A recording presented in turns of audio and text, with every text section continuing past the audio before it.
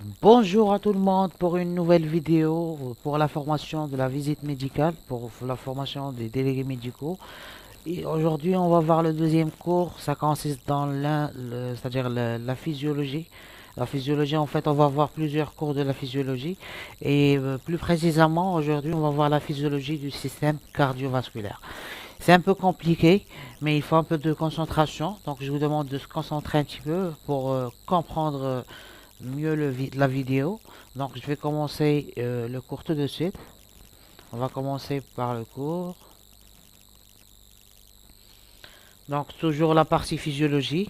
Donc on va voir la physiologie du système cardiovasculaire.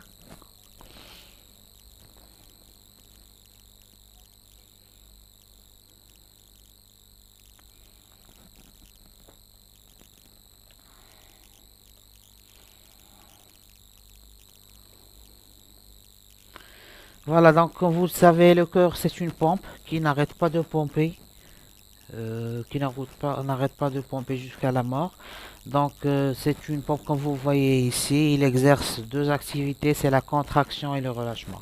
Vous allez comprendre euh, euh, mieux cela pour toujours en révisant bien sûr le cours, vous allez comprendre mieux cela.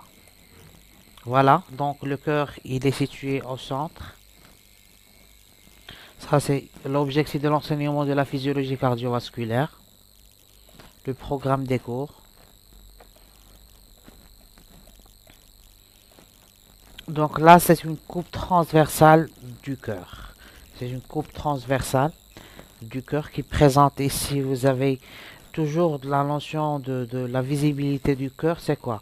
C'est que la partie droite, c'est la partie gauche, et la partie gauche, c'est la partie droite.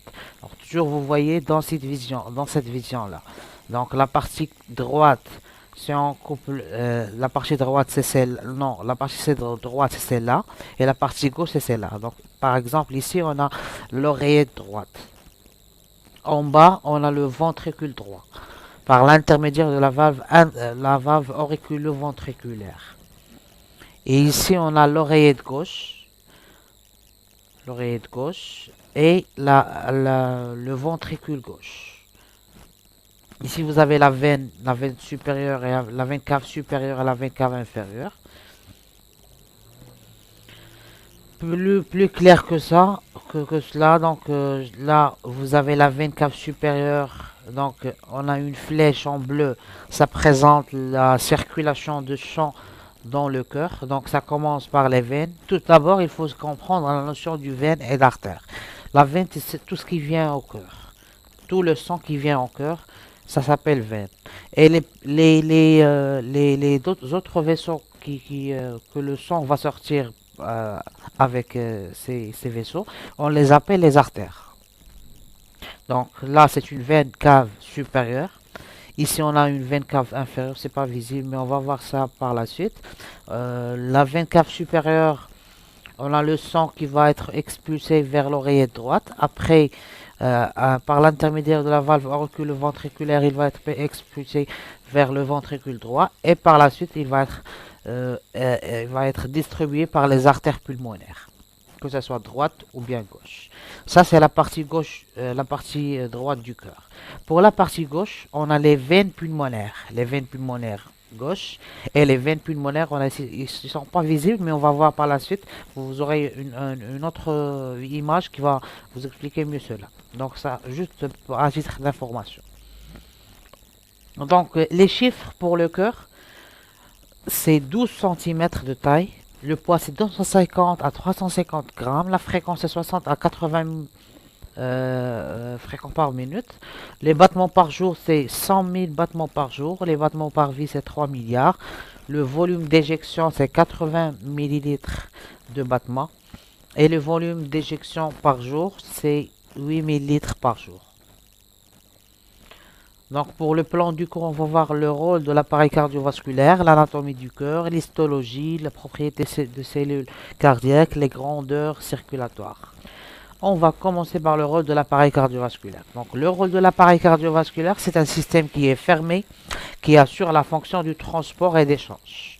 Tout d'abord, c'est une pompe qui est représenté par le cœur, aspire le sang, quand je vous ai dit, des veines et le propulse pas dans les artères. Il faut, il faut, il faut que vous compreniez cela. Il aspire le sang des veines. Ça, vous devez c'est-à-dire, vous devez le retenir par cœur.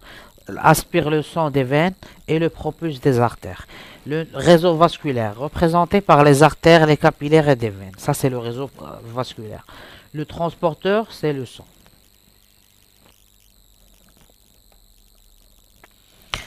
Ici, le sang, comme vous savez, le sang, il est constitué de plusieurs cellules. Les cellules, les globules rouges, on les appelle les érythrocytes, sont de nombre de 4 à 6 fois 10 à la puissance 12. Leur fonction, c'est qu'ils transportent du O2 et contribution au transport du CO2. On a aussi les globules blancs qui jouent un rôle dans l'immunité. Plusieurs globules blancs, les leucocytes, les granulocytes, plusieurs globules blancs. Donc on a 5 types de globules blancs. Leur fonction, c'est qu'ils assurent l'immunité. Et les plaquettes, bien évidemment, les plaquettes, leur fonction, c'est la coagulation. L'anatomie du cœur. Le cœur, comme vous savez, le cœur est un véritable muscle creux qui est logé dans le thorax. Chez un homme, le cœur a la taille d'un poing fermé. Il pèse environ 300 grammes. Il est responsable de la circulation. Au repos, le volume sanguin est en moyenne de 5 à 6 litres et le débit cardiaque d'environ 5,5 litres par minute. Pendant l'exercice intense, le débit cardiaque peut atteindre jusqu'à 25 litres par minute.